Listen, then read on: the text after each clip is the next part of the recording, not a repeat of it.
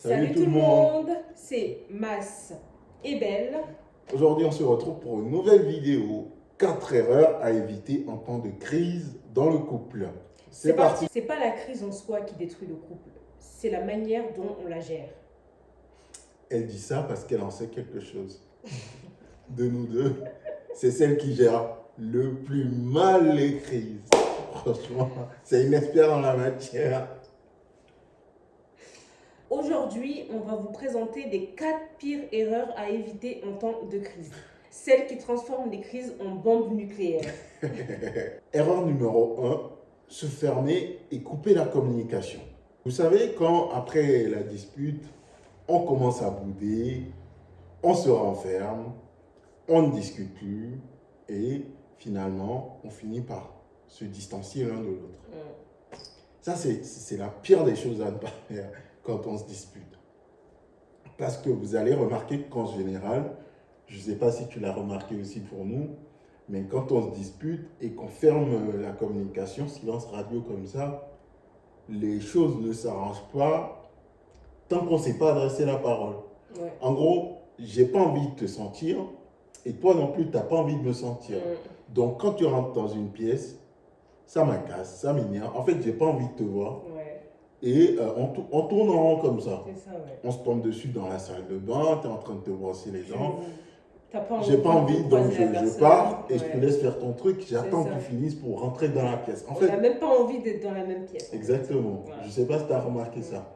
Et en général, la situation s'améliore jamais tant qu'on Tant ne qu'on s'est n'a pas pas adressé parlé. la parole.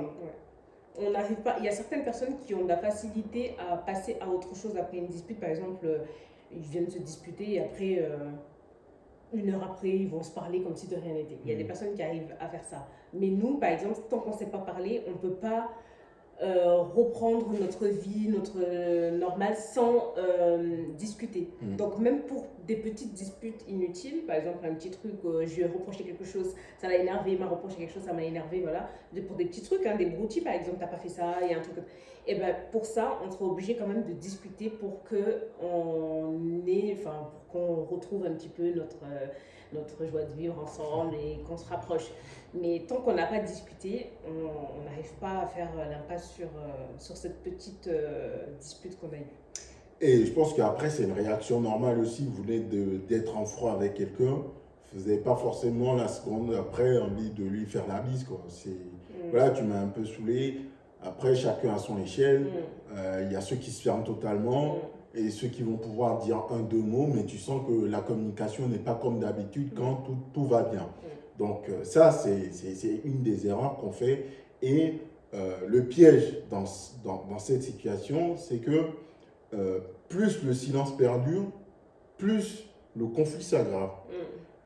En général, on va avoir tendance à être facilement énervé par la moindre chose que l'autre fait pendant cette période. C'est vrai. Il a mangé, il s'est levé, il n'a pas nettoyé la table, il a oublié la cuillère. Ça vous un peu monte plus que d'habitude. Parce que on n'est pas en bon terme. Et toutes ces petites choses, ça finit par vous. Et c'est des trucs, des fois, qui se font généralement d'habitude et qui ne vous agacent pas forcément. Pas autant, ouais. Et là, en fait, tu vas te dire, en plus, il ne débarrasse même pas sa table, il commence à m'énerver, il y a certaines choses qu'il ne fait pas. En fait, tu vas voir tous les petits points négatifs qu'il fait pendant ce temps où vous êtes en froid. Et finalement, ça va encore plus t'énerver. En fait, tu es en train de monter petit à petit. Exactement. C'est en train de bouillir en toi. Et plus ça dure, et plus les choses se compliquent. Donc, idéalement, on ne ferme pas la communication parce que pour résoudre la dispute, de toute façon, il faut se remettre autour de la table, comme on dit, et discuter. Les choses ne vont pas se régler en restant chacun dans son coin et en fermant la communication. Bien sûr, c'est normal qu'on s'énerve et que pendant un petit moment, on ne veuille pas s'adresser la parole. Mais très vite, en tant qu'adulte, responsable, on est dans le couple, voilà, on s'appelle, on se pose, on discute et puis voilà, très vite on communique et on essaie de clarifier les choses. Ne surtout pas laisser les choses durer. Ne laissez pas le silence durer dans le temps parce que ça ne fait qu'empirer les choses. Pire erreur numéro 2, c'est de chercher un bouc émissaire. C'est toi le problème. Le problème de la dispute, c'est toi. Ça, c'est la première étape.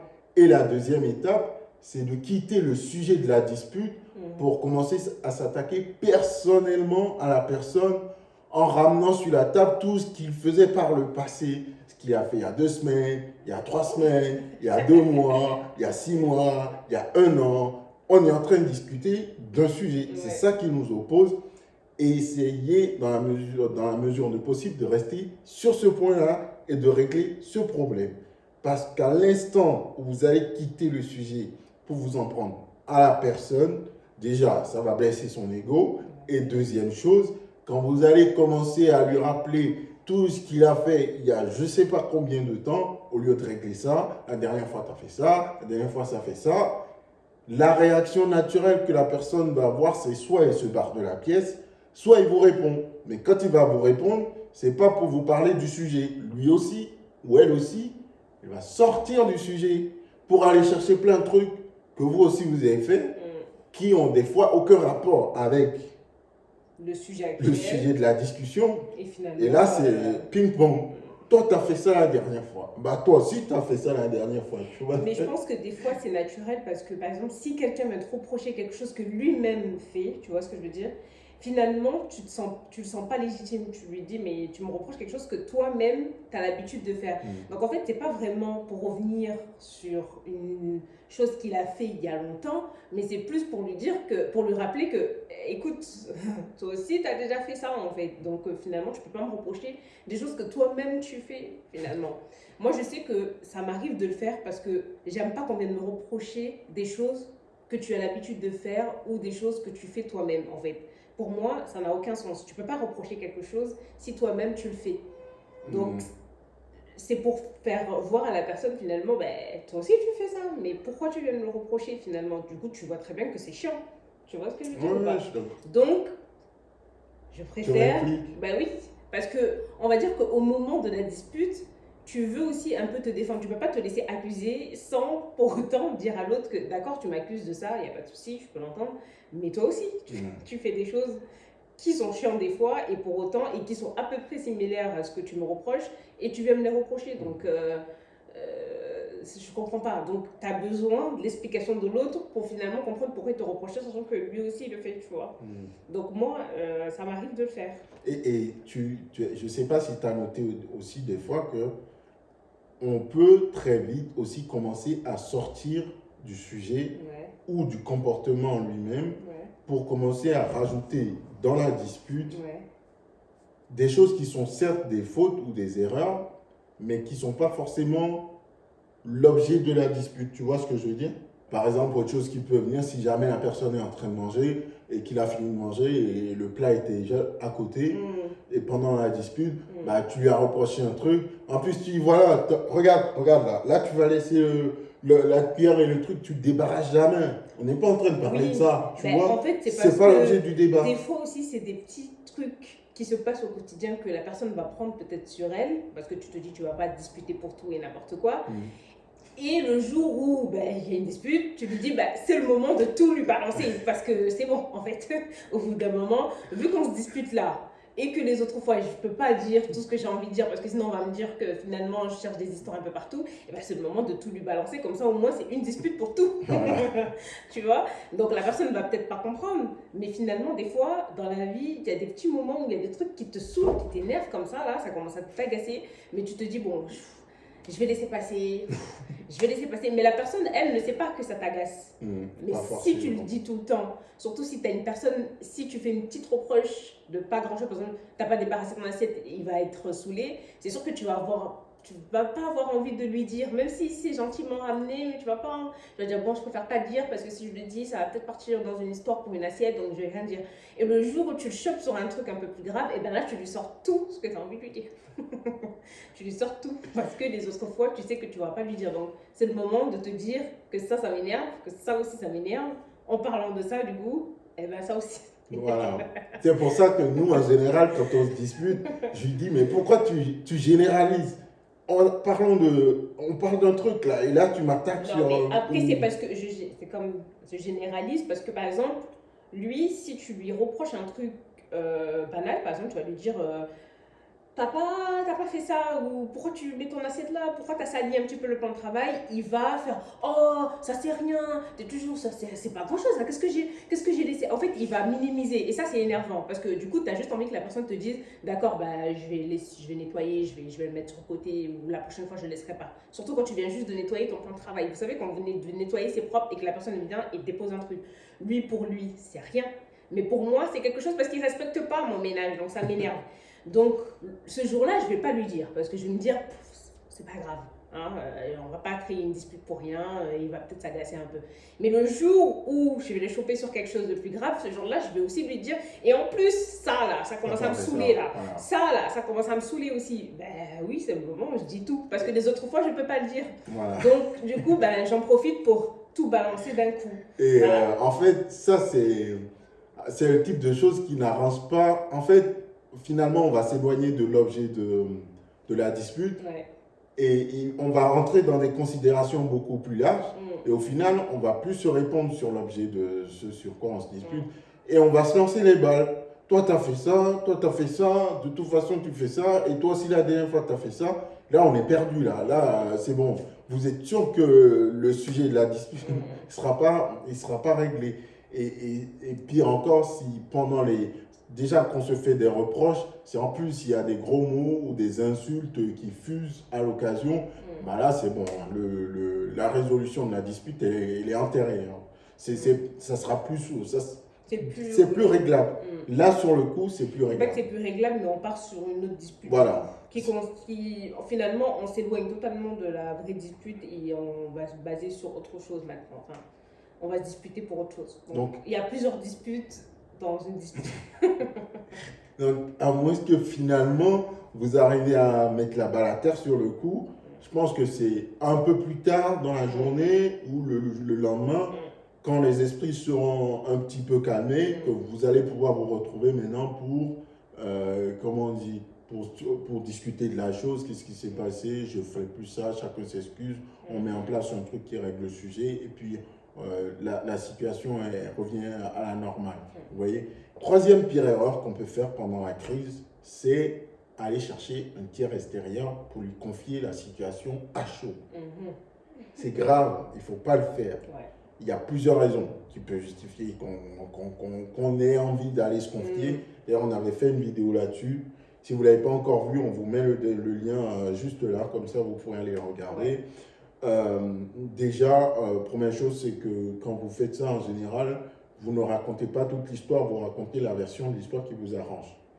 Et à partir de là, même si la personne va prendre votre défense du coup, ou même si vous lui racontez la version de l'histoire comme ça s'est passé, vu que c'est votre ami à vous ou votre parent, en général, les gens ont du mal quand même à dire les choses telles qu'elles sont à leurs amis, ou ils ne disent pas les choses cash. Ils vont essayer de prendre ton parti tout en te faisant comprendre quand même les plus honnêtes, en te faisant comprendre que tu as quand même merdé ici, mais ils vont quand même prendre ton parti, tu vois.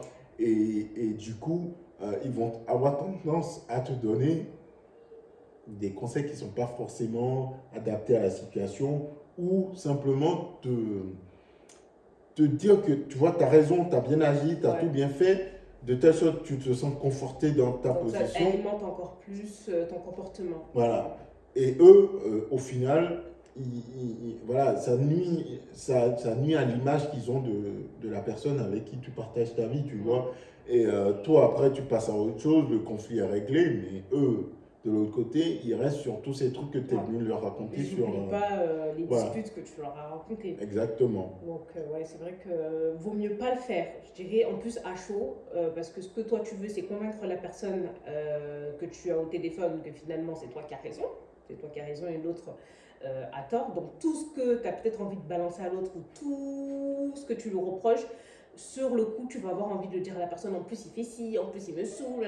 Donc en fait, tu racontes un petit peu toute ta vie, enfin, tu rentres un peu dans des détails que peut-être que cette personne n'avait pas à savoir finalement. Et ça, c'est pas bien pour ton partenaire.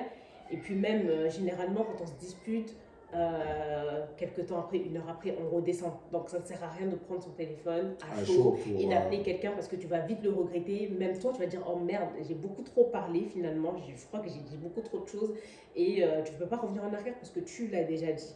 Tu l'as déjà dit. Donc, vaut mieux pas le faire, je pense. Et il y a aussi euh, beaucoup trop de mauvais conseillers aujourd'hui, on va dire. Pour trouver vraiment des gens qui vous conseillent bien, qui vous disent, les gens qui disent les choses telles qu'elles devraient être et pas comme vous souhaitez l'entendre, il n'y en a pas beaucoup aujourd'hui. Et c'est pour ça qu'on dit que les tiers de confiance aujourd'hui, ça se compte sur le doigt de la main. Mais la plupart des gens, quand vous leur confiez des trucs, souvent vous aurez des mauvais conseils qui vont suivre derrière. Fais ci, fais ça, prive le ci, prive là de ça. Et en général, il y a un truc qu'on appelle le jeu de la psychologie. C'est-à-dire qu'on te dit comment tu dois faire pour le rendre ou la rendre encore un peu plus dingo. Ou voilà, tu vois, et tu vas appliquer des trucs comme ça dans ta relation. Tu vois ce que je veux dire? Ouais, Et ça ne fait que, ou par exemple, je sais pas, tu vois, vous êtes disputé, je sais comment il est, tu sais quoi, pour lui montrer que tu rigoles pas et que tu es vraiment fâché, tu le prives de sexe, d'accord? Dès qu'il vient ce soir, non, pendant une semaine, tu donnes rien. Et puis la bouffe aussi, fais pas le repas, fais plus la bouffe. Et puis tu le calcules pas. Et s'il te dit un truc, tu banalises. Ou sinon, tu sais quoi, on sort ensemble ce soir. Ça, tu vas le rendre un peu jaloux ou la rendre un peu jalouse. Genre, tu rentres tard, alors tu c'est rentres pas pas du tout de tout suite. C'est pas l'objet meilleur du. conseil. Voilà, c'est pas le conseil. Le but, c'est de régler. Le problème, en fait, on t'a appelé pour qu'on règle un problème, pas pour que On veut. tu envenimes le problème finalement. Parce que tu sais très bien qu'en faisant ça, ça va envenimer le problème encore plus. Donc après, il y a des personnes, déjà il faut qu'ils prennent le temps de vraiment t'écouter, parce qu'aujourd'hui, écouter et donner des bons conseils, c'est compliqué. Déjà prendre le temps d'écouter vraiment ce que tu racontes à la personne. Les gens, ils n'ont pas le temps d'écouter tous ces problèmes, tes problèmes et te conseiller. Donc généralement, ils vont te dire ce que tu as envie d'entendre. Comme ça, tu les lâches vite et voilà, tu es contente, c'est toi qui as raison, je sais très bien. Et souvent, ils ne vont pas te donner les meilleurs des conseils. Ils vont te donner le conseil qui est peut-être bien pour elle, peut-être qu'elle ferait dans sa relation ou lui, mais c'est peut-être pas ce qu'il faut que toi tu fasses dans ta relation à toi. Voilà. Donc elle ne connaît pas ton partenaire, toi tu le connais. Si tu sais que ton partenaire c'est quelqu'un qui peut s'énerver, si demain tu sors, en plus vous êtes en dispute et tu sors pour aller faire la fête et que tu rentres à 2h du matin, eh ben, tu ne vas pas faire ça. Parce que tu sais très bien que tu risques de l'énerver encore plus. C'est toi qui connais ton partenaire. Mais elle ne le connaît pas. Peut-être que elle, son partenaire, réagirait autrement. Peut-être que lui serait jaloux et peut-être qu'il va essayer de la rappeler plusieurs fois parce que c'est son partenaire et c'est son comportement à lui. Il est comme ça, c'est sa manière de réagir. Mais peut-être que ton partenaire à toi ne réagira pas de la même façon. Donc, elle va te donner son conseil qui paraît bien par rapport à elle, pas par rapport à toi et à ton partenaire. Donc, c'est à toi de jauger ce qui est bien pour toi dans ta relation. Donc je pense que si vous êtes deux adultes, il vaut mieux régler vos problèmes à deux. Même si ça part dans tous les sens, même si vous vous disputez à chaud, même si vous cassez, il vaut mieux vous disputer entre vous à la maison, peu importe comment ça va se passer, mais disputez-vous chez vous et puis après vous réglez tout ensemble, à deux. Et moi, je trouve que se confier à des tiers, je pense que c'est vraiment quelque chose que vous faites quand il y a vraiment une dispute d'une certaine ampleur et que vous n'arrivez pas à résoudre, tu vois. Les petites disputes, honnêtement, ça ne sert à rien. Et la plupart du temps, je pense que quand vous appelez quelqu'un tout le temps pour lui raconter vos disputes, même si c'est une personne avec qui vous entendez bien, croyez bien qu'à un moment ou à un autre, vous la saoulez un petit peu aussi. Vous voyez ce que je veux dire? Oui, je veux bien qu'elle vienne se confier, on est des potes, mais c'est bon, des fois, elle me saoule aussi, tu vois. Au bout d'un moment, elle va dire à bout d'un moment pour régler ses problèmes avec son chéri. Elle n'est pas obligée de tout le temps venir me les raconter. Vous pouvez très vite l'embêter et l'embêter, non seulement l'embêter, mais des fois, et c'est pour ça que moi, personnellement, quand les gens se confient à moi, j'essaye de leur dire de faire ce qu'ils ont envie de faire. Tu vois ce que j'essaye pas de donner forcément de conseils, sauf si c'est vraiment quelqu'un où je sens qu'on peut avoir un franc-parler, tu vois. Parce que des fois aussi, il y a un retour d'ascenseur. Toi, tu donnes un conseil en pensant bien conseiller. La situation s'arrange entre les amoureux. Et là, l'autre, elle va aller raconter à son amoureux, à son amoureuse, le mauvais conseil que toi, tu lui aurais donné. Genre, Ah, tu sais, il m'avait dit de te quitter. Hein. Oui, oui. Ma copine, là, elle m'a dit, bah, quitte-le, il ne sert à rien et tout. Et du coup, l'autre, il le sait maintenant et ils vont venir se liguer contre toi. Et te dire, et l'autre va dire, ah, c'est toi qui donnes des mauvais conseils à mon chéri ou ma chérie et tout. Tu lui dis de me laisser, t'es folle ou quoi? Et ça vient de faire des problèmes après. Et après, tu te sens compte, tu te dis finalement, moi je lui ai simplement dit ce que je pensais de la situation. Mais je pense que la pire chose, c'est de dire à quelqu'un de quitter son partenaire. Ça, il faut jamais, jamais le dire. Encore, moi, il y a un truc que j'aime trop faire, c'est quand on me pose une question, j'ai dit, fais ce qui te semble le mieux pour toi. Voilà, Si tu veux rester, tu restes. Si tu veux partir, tu pars. Mais c'est une décision qui t'appartient, c'est ta décision à toi. Donc c'est à toi de voir ce qui te semble le mieux pour toi. Si tu veux le pardonner, tu le pardonnes. Si tu veux bouder pendant une semaine, tu le boudes pendant une semaine. Vraiment, moi, j'essaie toujours de ramener, fais ce qui te semble le mieux pour toi. Moi, je ne sais pas ce qui est bien pour toi. C'est toi qui sais ce qui est bien. Tu connais ton couple, tu sais, tu connais ton partenaire, tu maîtrises mieux. Donc c'est à toi de gérer ces décisions-là. Les grosses décisions, en tout cas, c'est pas à nous de te donner c'est pas à nous de te dire ce que tu dois faire. Je pense que quand on appelle un tiers, pour moi, si un jour il faut appeler un tiers, c'est vraiment, on est au bord de la rupture. On est sur une dispute qui peut, là on se dit c'est terminé. À ce moment-là, je pense qu'il peut être nécessaire qu'on appelle un tiers pour pouvoir régler le souci si on veut sauver le couple. Voilà. Mais s'il n'y a pas besoin et on n'est pas au bord de la rupture, je pense qu'en tant qu'adulte, on peut très très bien gérer nos problèmes tout seul. Voilà. Quatrième pire erreur, et l'une des plus graves également de la liste, c'est menacer à chaque fois de quitter l'autre à chaque fois qu'on se dispute. Si tu continues comme ça, moi je me casse. Voilà, je me casse, tu me saoules et allez, on remet la disquette. Et en fait, ça, ce que ça fait, c'est que ça crée de l'insécurité chez l'autre. On se dit, on ne peut pas avoir de dispute sereine sans que pour autant, voilà, bonjour, c'est fini entre nous, je me casse, je prends mes valises. Ouais, c'est bon, quoi. Tous les jours, c'est terminé. Tous les 4 matins, notre couple, c'est terminé. Tous les jours, c'est fini entre nous, ouais, c'est bon. et moi, je connais perso un couple dans lequel le mec, à chaque fois qu'il se dispute, c'est bon, je me casse, il prend ses valises, il part. Et t'as sa chérie qui est là, qui dit t'inquiète pas, dans 4 heures il est revenu bien calmé. Il y en a plein comme ça. Franchement, il y en a beaucoup qui, dès la première dispute, ils vont sortir tous les vêtements du placard, ils vont faire leur valise. Tous les jours, la valise est prête. En fait, quand il revient à la maison, ça ne sert à rien qu'il défasse sa valise parce que le jour de la prochaine dispute, il va prendre sa valise. Donc, vaut mieux qu'il la laisse faite en fait. Pourquoi venir défaire la valise? Laisse-la là. Le jour où on se dispute, je sais que tu vas repartir avec ta valise. Ça, franchement. C'est insupportable et ça crée un sentiment. C'est non seulement immature, mais ça crée aussi un sentiment d'insécurité chez l'autre pour se dire, du coup, à chaque fois qu'on va se disputer. Je sais que ce soir, il n'est pas là. Et surtout pour ceux qui dorment pendant 3-4 jours. Tu vois, il y a des personnes qui partent vraiment pendant 4-5 jours, tu vois. Ils partent, ils disent c'est bon, c'est fini. Après, ils reviennent. Ah ouais, non, c'est bon, ok, on s'est disputé. Tu peux prendre. À la rigueur, je préfère celui qui dit bon, je vais prendre l'air, d'accord, parce que j'en ai marre. Il prend ses clés de voiture, il va faire un petit tour, il en a marre, après il revient. Mais prendre ses valises pour partir, c'est terminé. Tu peux très bien prendre tes clés, aller juste faire un petit tour, tu vois, aller te faire prendre l'air, prendre de l'air, avoir des amis, bref, essayer un peu de décompresser et revenir. Mais de là partir, c'est terminé, ouais, c'est fini, et bah.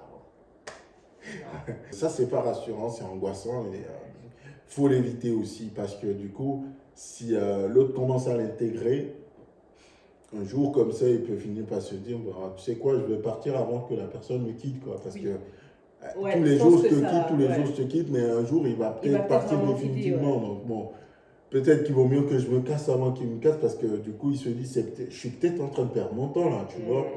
Et c'est pas rassurant. Donc, bah oui, tu sais jamais quand est-ce qu'il va vraiment te quitter pour de vrai. Parce que vu que tu as l'habitude qui te dit je te quitte, et des fois il y en a qui jurent que c'est terminé, je ne reviendrai plus jamais. Finalement, il revient.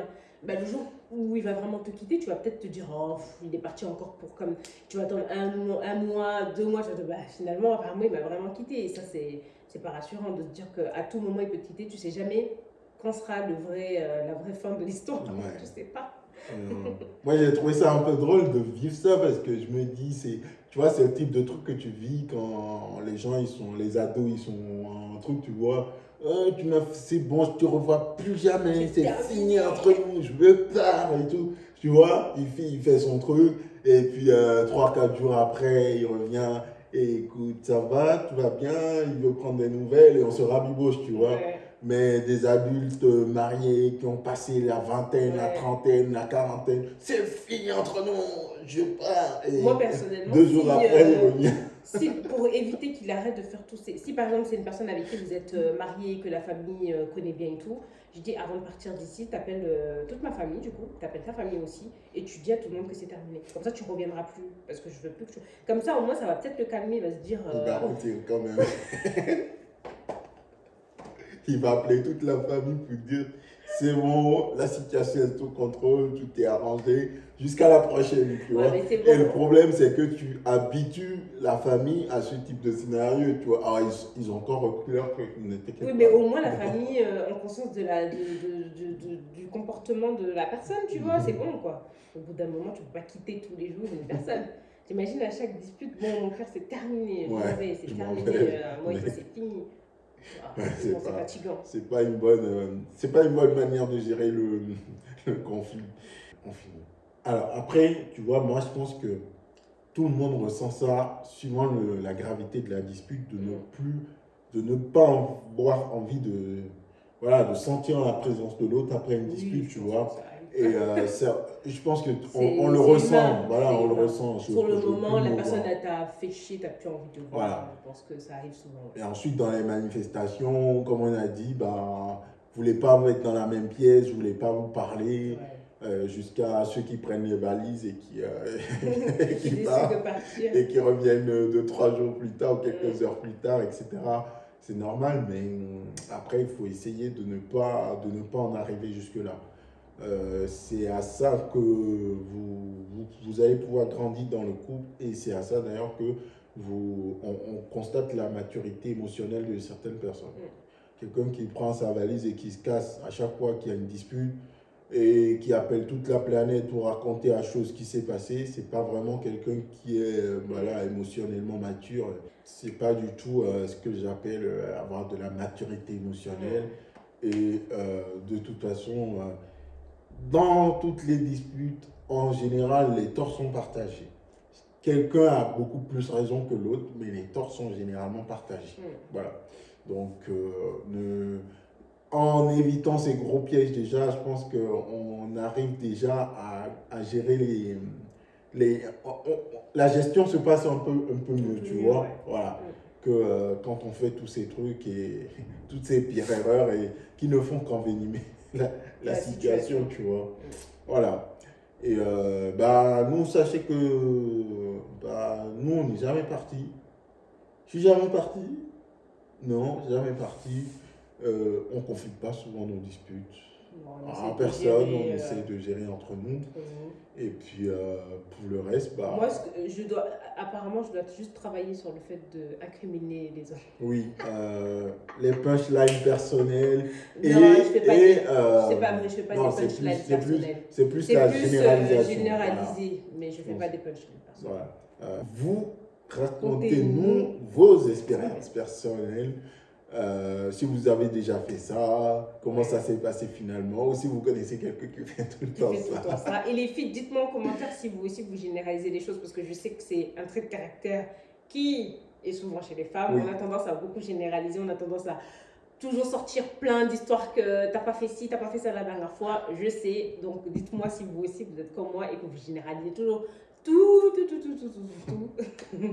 En sortant de la dispute pour rentrer dans la bombe nucléaire. Bon, bah c'était Mas et Belle. Si vous avez apprécié la vidéo, n'hésitez pas à la partager, à la liker et surtout partagez-la avec quelqu'un qui a tendance à prendre ses affaires et à partir à la moindre dispute. Ça va peut-être l'aider. Likez, vous abonnez. Abonnez-vous. Sinon on va se disputer. Et activez la cloche de notification pour ne pas rater les prochaines vidéos. Et on se dit à très bientôt pour la prochaine vidéo. Ciao.